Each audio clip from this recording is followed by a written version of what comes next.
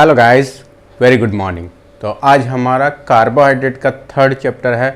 इससे पहले वाले में हमने कार्बोहाइड्रेट के बेसिक डिटेल के बारे में और सेकंड चैप्टर में कार्बोहाइड्रेट से रिलेटेड जितने भी मिथ्स हैं उसके बारे में बात की।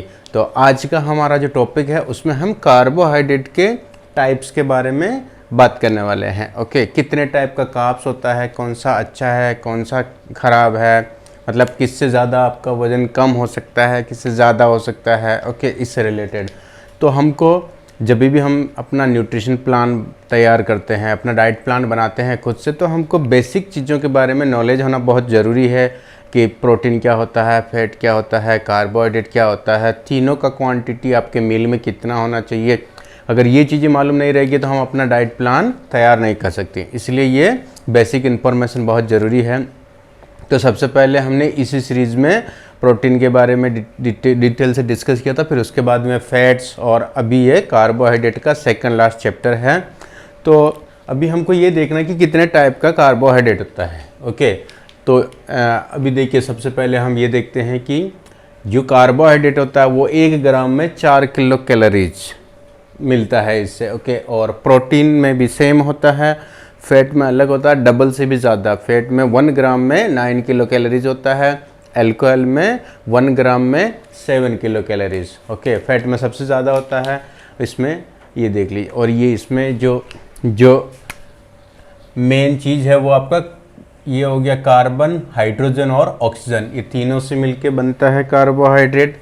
कार्बोहाइड्रेट का सिर्फ एक ही फंक्शन होता है बॉडी में, एनर्जी प्रोवाइड कराना, और बाकी फैट और प्रोटीन है उसके बहुत सारे फंक्शंस होते हैं। इसलिए हमको अपनी डाइट में से कार्बोहाइड्रेट को कम करना है और फैट और प्रोटीन को बढ़ाना है। जब भी हम मील प्लानिंग करेंगे तभी वो चीज़ें सीखेंगे। तो हमको यहाँ पे देखना है कि जो टोटल कार्बोहाइड्रेट है उसको हमने डिवाइड किया शुगर के हिसाब से कि कितना यूनिट शुगर होता है। तो एकदम सिंपल भाषा में हमने यहाँ पे ये मेंशन किया है, एकदम इजी है समझने में, कोई भी डिफिकल्ट नहीं है। ओके, ये देखना, देखिए यहाँ पे कुछ ऐसे वर्ड्स जैसे सैकराइड्स। सैकराइड्स मतलब होता है शुगर। ओके, सैकराइड्स मतलब sugar. Mono means 1, oligo means a few, यानी दो से ज़्यादा शुगर है लेकिन बहुत ज़्यादा नहीं। पोली मीन्स बहुत ज़्यादा शुगर। तो इसका मतलब क्या होता है कि इनका जो चेन होता है, मतलब जो ग्लूकोज का और शुगर का, अलग अलग टाइप के शुगर का जो चेन होता है, वो चेन कितना लंबा है, ब्रांच चेन है कि स्ट्रेट है, ये उसके केमिकल स्ट्रक्चर के बारे में है। लेकिन हमको इतना डिटेल में नहीं जाना, हमको सिर्फ बेसिक जो टर्म्स है वो समझनी है। कि अगर आप जैसे सिंपल कार्ब्स हम बोलते हैं ना, simple carbs, complex carbs. Simple carbs का मतलब होता है उसमें बहुत ही कम यूनिट होती है शुगर की। अलग अलग टाइप का शुगर होता है, उसमें कम से कम यूनिट रहेगा, और किसी में थोड़ा यूनिट रहेगा, किसी में बहुत ज़्यादा यूनिट रहेगा, किसी का लंबा चेन रहेगा, किसी का ब्रांच चेन रहेगा। उसके हिसाब से वो जो उसका टाइप्स में आता है। तो सबसे पहले हमको देखना है कि इसमें 3 मेन टाइप होता है। कार्बोहाइड्रेट 3 टाइप का होता है। ओके, आपको इंटरनेट पे अलग अलग टाइप का क्लासिफिकेशन मिलेगा, लेकिन अपने को एकदम सिंपल रखना है इसको, ताकि समझने में कोई भी ऐसा डिफ़िकल्टी नहीं आएगा। तो सबसे पहले है सिंपल कार्ब्स, सिंपल कार्ब। फिर उसके बाद में सेकंड है ओलिगोसैकेराइड्स। सिंपल कार्ब्स में मतलब कम से कम शुगर यूनिट है, इसमें थोड़े ज़्यादा हैं। और फिर है कॉम्प्लेक्स कार्ब्स। कॉम्प्लेक्स कार्ब मतलब पॉलीसैकेराइड, यानी इसमें बहुत ज़्यादा लंबी चेन होती है ग्लूकोज की। ओके, तो मतलब ये जो है कॉम्प्लेक्स कार्ब्स है, और ये सिंपल कार्ब्स और ये ओलिगो, इतना ध्यान रखें। इसमें 1 या 2 यूनिट है, इसमें मतलब 3 से ज़्यादा है। ओके, 10-15 पकड़ लीजिए। फिर इसमें बहुत ज़्यादा 100, 200, 1000 भी हो सकता है।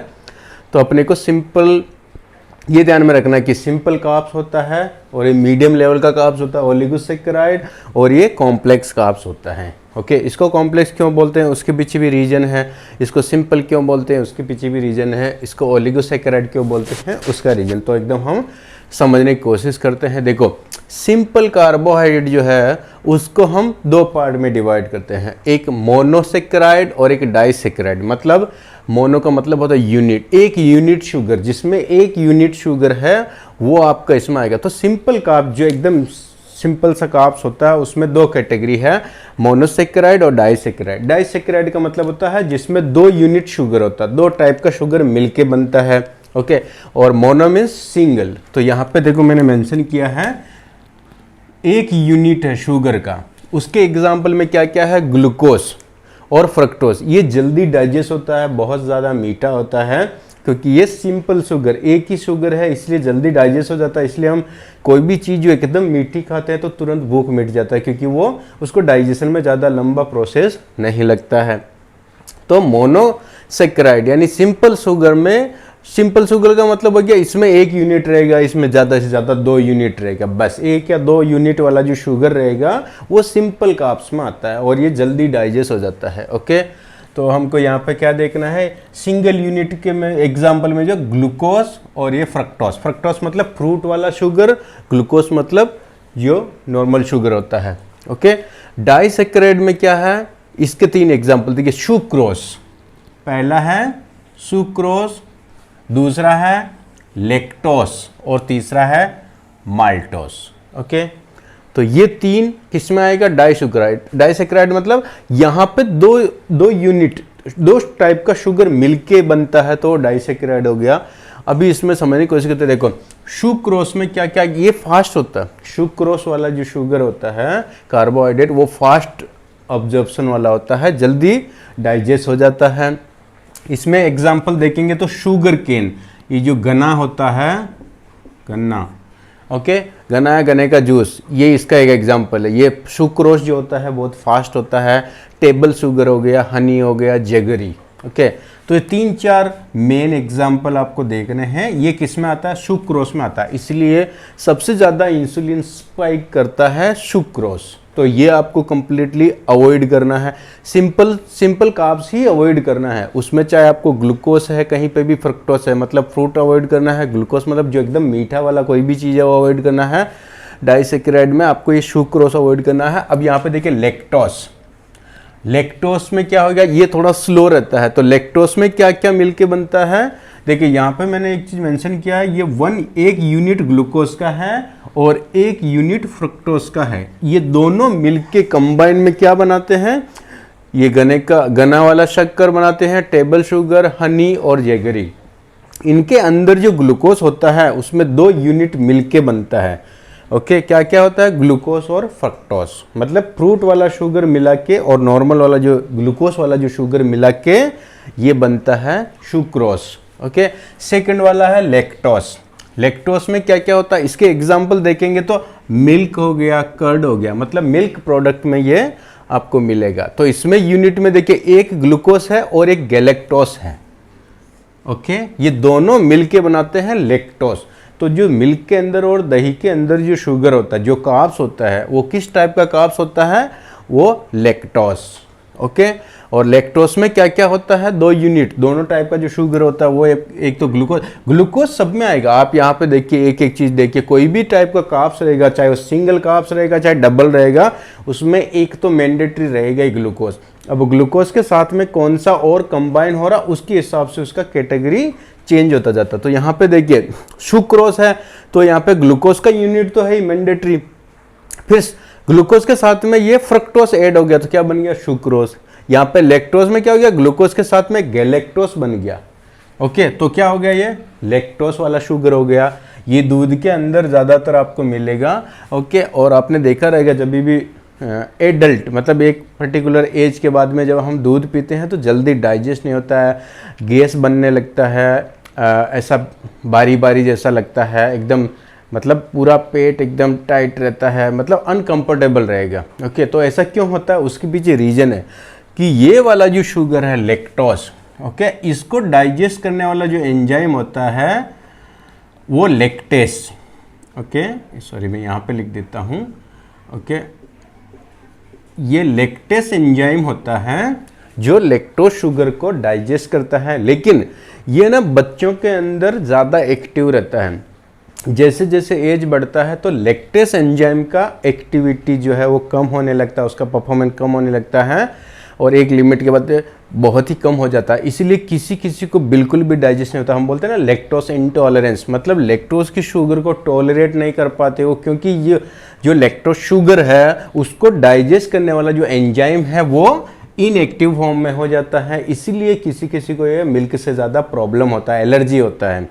और कोई कोई जो टॉलरेट कर पाता, जो बचपन से इतना दूध दही वगैरह का हैबिट रहेगा, तो उनको इतना ज़्यादा प्रॉब्लम नहीं होता। तो ये डिपेंड करता है कि उनका सेंसिटिविटी जो है लैक्टोज को लेके सेंसिटिविटी कितना है, इस एंजाइम के ऊपर डिपेंड करेगा कि उसको डाइजेशन में प्रॉब्लम हो रहा है कि नहीं हो रहा, लैक्टोज टॉलरेंस का लेवल कितना है। ओके, तो ये लैक्टेस एंजाइम जो होता है ये डाइजेस्ट करता है इसको, और ये बड़ों में इतना एक्टिव नहीं होता है, बच्चों में ज़्यादा एक्टिव होता है, इसलिए बच्चे दूध पीते हैं तो उनको कुछ भी प्रॉब्लम नहीं होता है। ओके, ये मैं ऐसे इन्फॉर्मेशन के लिए बताया हूँ।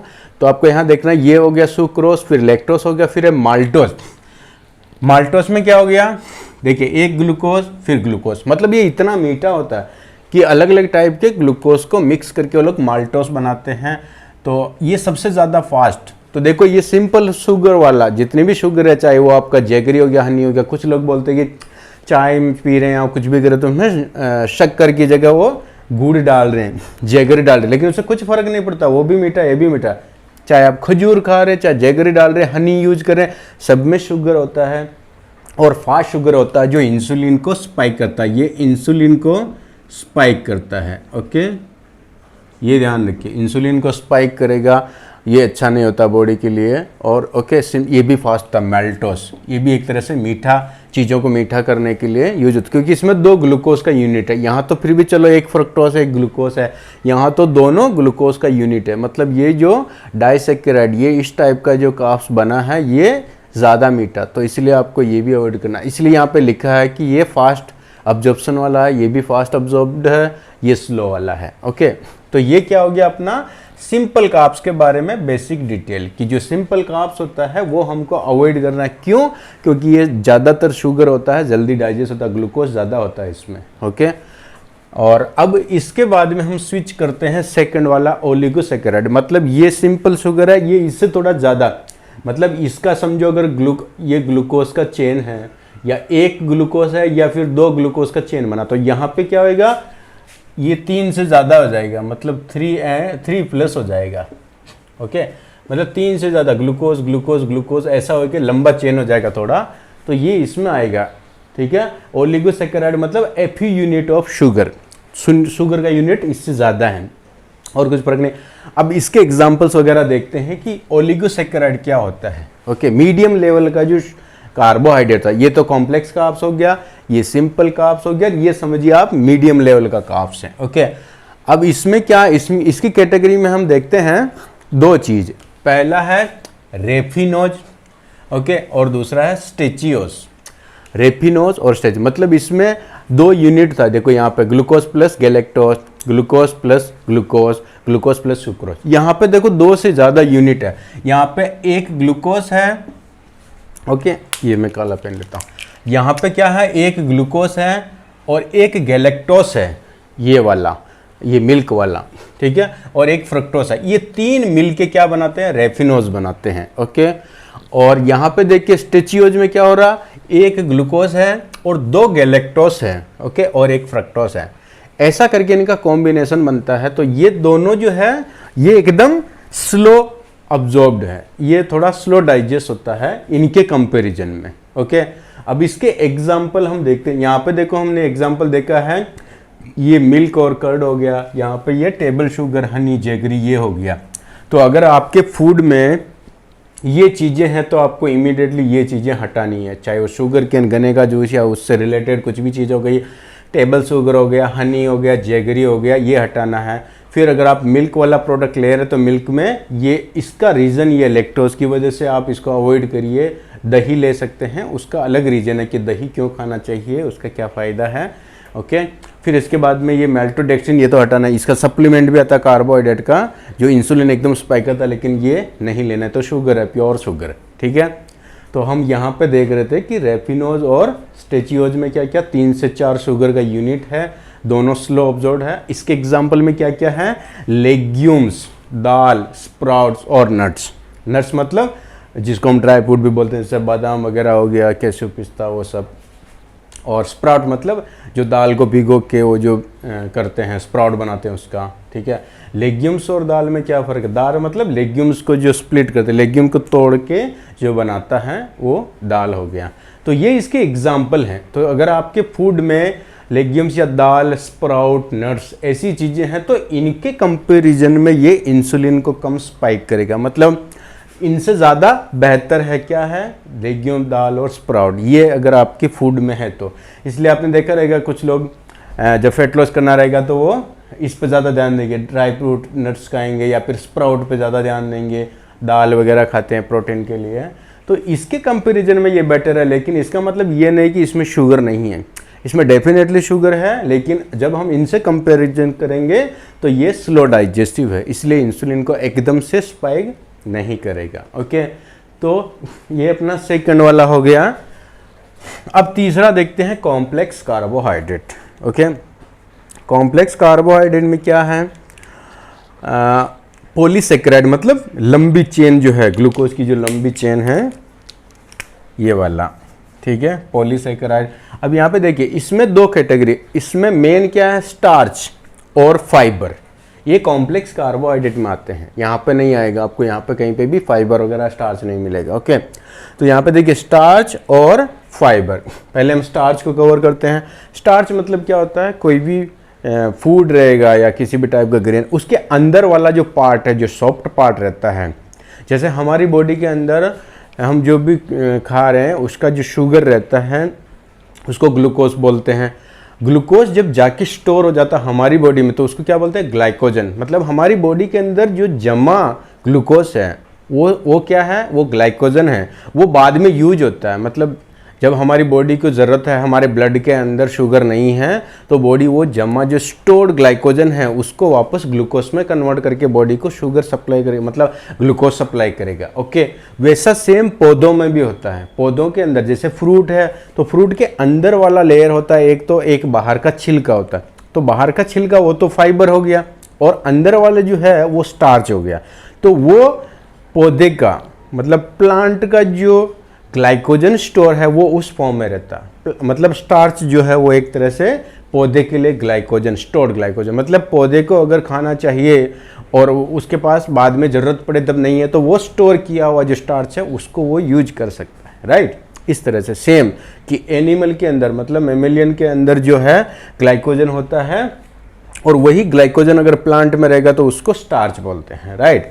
तो स्टार्च और फाइबर में यह फ़र्क है कि स्टार्च अंदर का पार्ट, किसी भी फ्रूट के या अनाज के अंदर का पार्ट जो है वो स्टार्च है, और उसके बाहर का जो छिलका है वो है फाइबर।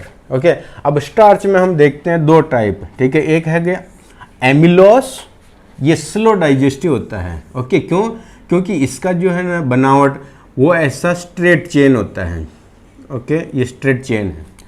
और एक है एमिलोपेक्टिन, ये ब्रांच्ड है, ये ऐसा चेन है, फिर इसमें समझो एक ऐसे जा रहा है, एक ऐसे जा रहा है, फिर एक ऐसे ब्रांच, अलग अलग ब्रांचेज हैं, इसलिए ये फास्ट डाइजेस्टिव है। अब आप सोचेंगे ब्रांच चेन मतलब ऐसा बंच जैसा है, तो ये तो और ज़्यादा स्लो होना चाहिए था, ऐसा नहीं है। क्यों, क्योंकि जितनी ब्रांचेज रहेगी ना उतना ही उसको डाइजेस्ट करना इजी रहेगा। अगर स्ट्रेट चेन रहेगी ना तो उसको डाइजेस्ट करना डिफिकल्ट हो गया। इसको हम एक एग्जांपल से समझते हैं। अगर समझो ये पेन है, समझो ये गने का टुकड़ा है, ओके, और अगर यहाँ पे चींटियाँ लगेगी तो क्या होएगा, चींटियों को इसको खाने के लिए ना इतना ही सरफेस मिल रहा है, राइट। ये पूरा एरिया जितना है इतना सरफेस, लेकिन आप सोचिए इसी के अंदर और ज़्यादा ब्रांचेज रहेगी, ऐसे अलग अलग, समझो ये हो गया, ये हो गया, इतनी सारी ब्रांचेज बन गई, तो इस पर जितनी चींटियाँ आ सकती है उससे 4 गुना 5 गुना चींटियाँ इस सब पे आ जाएगी। तो सेम ऐसा होता है कि अगर हमारा जो एंजाइम, जो डाइजेस्ट करने वाला एंजाइम है, आप सोचिए अगर कोई भी चीज़ है ये इतना सा एरिया में है, तो डाइजेस्ट करने वाले एंजाइम है जगह जगह, समझो ये डाइजेस्टिव एंजाइम काम कर रहे हैं, लेकिन अगर इसकी इतनी ब्रांचेज रहेगी, ओके, फिर इसकी इतनी ब्रांचेज, तो क्या होएगा, यहाँ पे जितने एंजाइम्स काम कर रहे थे इसको डाइजेस्ट करने के लिए, इसके 4 गुना एंजाइम्स लग जाएंगे, तो क्या होएगा, जल्दी डाइजेस्ट होएगा। इस तरह से जो चीज़ ब्रांच में होती है वो जल्दी डाइजेस्ट हो जाती है, क्योंकि सरफेस एरिया उसको ज़्यादा मिलता है डाइजेस्ट करने के लिए। ओके, तो ये इस तरह से, मतलब कोई भी एक चीज़ है उसको आप जब क्लोज करते हैं तो उसका एरिया बाहर वाला ही सिर्फ रहेगा, राइट। अगर कोई भी चीज़ आके उस पर काम कर रही है, उसको काट रही है, कुछ भी खाने की कोशिश कर रही है, तो वो ये सिर्फ इतना ही एरिया। लेकिन अगर आप इसको ओपन कर दीजिए तो इतना एरिया पीछे वाला, इतना एरिया आगे वाला, मतलब ज़्यादा एरिया मिल रहा है डाइजेस्ट खाने के लिए, तो जल्दी वो ख़त्म हो जाएगा, राइट। इस तरह से ये आप समझ गए होंगे कि ब्रांच चेन जो है वो फास्ट अब्जॉर्प्शन वाला होता है, जल्दी डाइजेस्ट हो जाता है, स्ट्रेट चेन वाला नहीं। तो ये जो एमिलोस और एमिलोपेक्टिन है, ओके, ये जो एमिलोस है ये स्लो डाइजेस्टिव है क्योंकि ये स्ट्रेट चेन है, और ये ब्रांच चेन है इसलिए फास्ट है। अभी एग्जांपल देखते हैं एमिलोस स्ट्रेट चेन के, whole grains, veggies and sweet potato, okay. और इसके एग्जांपल है एमिलोपेक्टिन के पोटैटो और कॉर्न और सेगो। सेगो मतलब साबूदाना, ये है साबूदाना, ओके। अब आप देखिए कुछ लोग क्या करते हैं, स्वीट पोटैटो खाते हैं, कुछ लोग पोटैटो खाते हैं, लेकिन इसमें ज़्यादा डिफरेंस नहीं है पोटैटो और स्वीट पोटैटो में, ओके। थोड़ा सा वो डाइजेशन का स्लो फास्ट होएगा, लेकिन दोनों में शुगर होता है, ओके। तो ये अपना एग्जाम्पल कौन, मतलब ये भुट्टा वाला एरिया, भुट्टा वाला हो गया है, ये साबूदाना हो गया। तो ये चीज़ें हैं जल्दी ज़्यादा फास्ट होती। तो अगर आपके फूड में ये चीज़ें हैं, पोटैटो वगैरह ये है, तो ये आपको हटाना है क्योंकि ये फास्ट डाइजेस्टिव है, इंसुलिन को ज़्यादा स्पाइक करेगा। इसके कंपैरिजन में होल ग्रेन मतलब मल्टीग्रेन वगैरह हो गया, वेजीज हो गया, तो उसमें क्या ज़्यादा ये रहेगा, स्टार्च, हेवी स्टार्च रहेगा। स्वीट पोटैटो हो गया, स्वीट पोटैटो के अंदर स्ट्रेट चेन रहता है। तो इस तरह से ये क्या हो गया, स्टार्च के एग्जाम्पल्स हैं, ओके। अब देखते हैं फाइबर्स, ओके। फाइबर में क्या क्या आएगा, एक है स्लो ऑब्जर्प्शन, ये फाइबर में जो सोल्यूबल है ये स्लो है, एक है इनसोल्यूबल, ओके। देखिए ये हो गया अपना फाइबर। अभी यहाँ पे क्या लिखो, देखो ये स्टार्च जितना भी है इसमें एक फास्ट वाला एक स्लो वाला, लेकिन जो फाइबर है वो स्लो डाइजेस्टिव, फाइबर कभी जल्दी डाइजेस्ट नहीं होते हैं।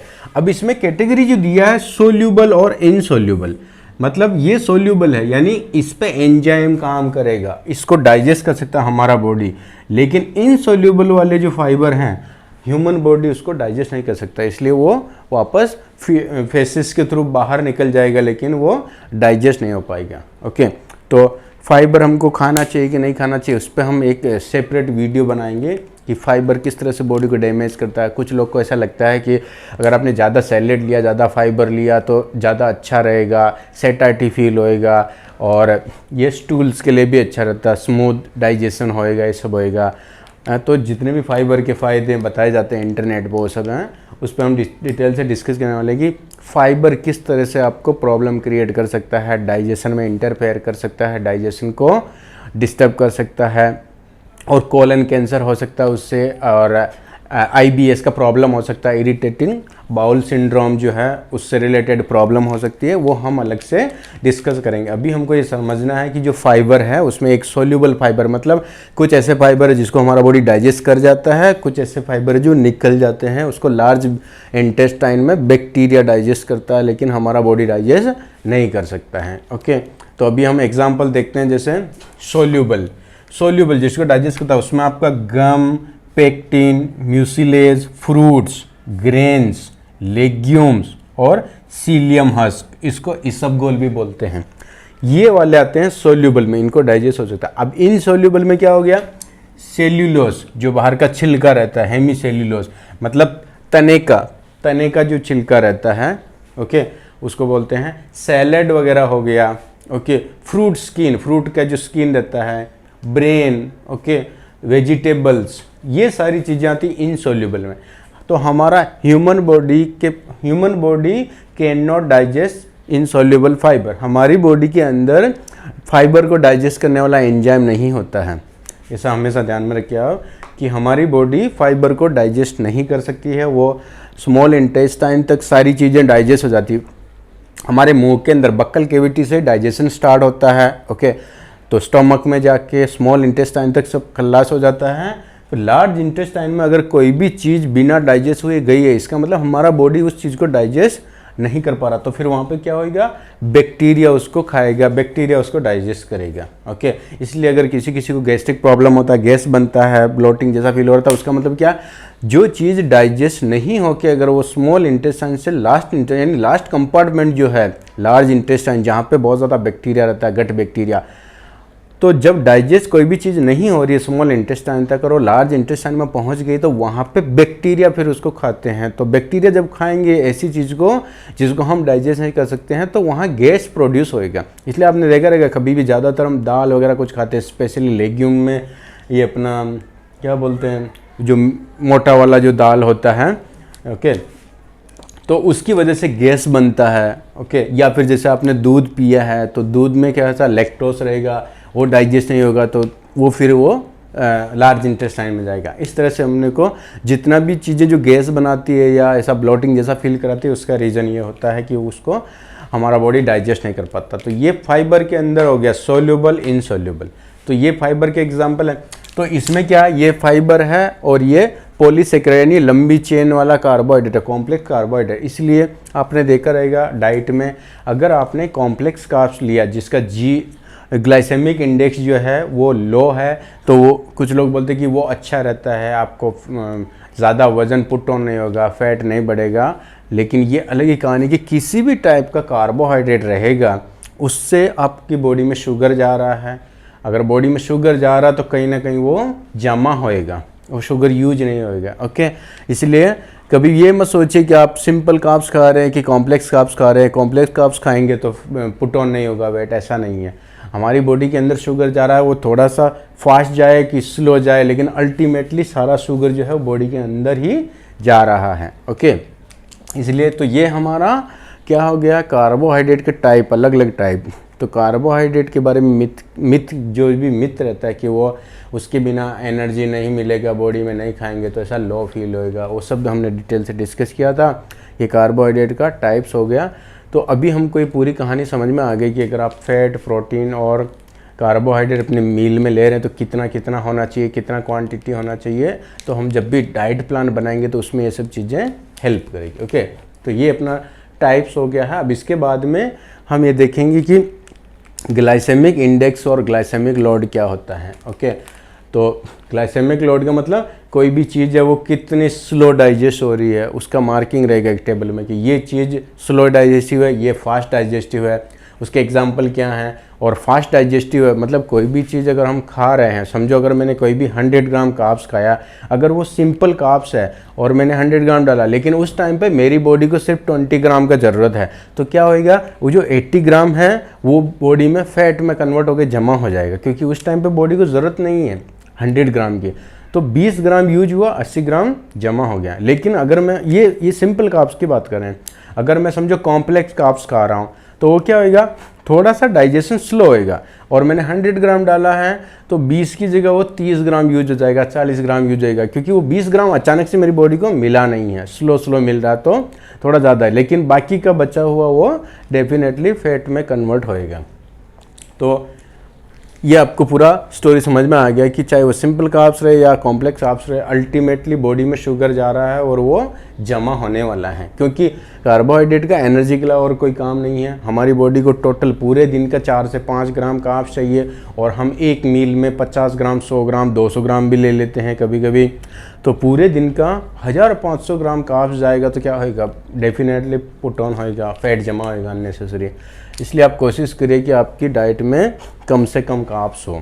ओके, उससे फ़र्क नहीं पड़ता कि कॉम्प्लेक्स रहे, सिंपल कार्ब्स रहे, कार्बोहाइड्रेट तो कार्बोहाइड्रेट्स है, ये आपकी बॉडी में फैट जमा करेगा। ओके, तो ये अपना कार्बोहाइड्रेट का स्टोरी है। अगले चैप्टर में हम कवर करने वाले हैं ग्लाइसेमिक इंडेक्स और ग्लाइसेमिक लोड क्या होता है। ओके, वो कार्बोहाइड्रेट से रिलेटेड है। ओके गाइस, तो आज के लिए इतना ही। Thank you so much.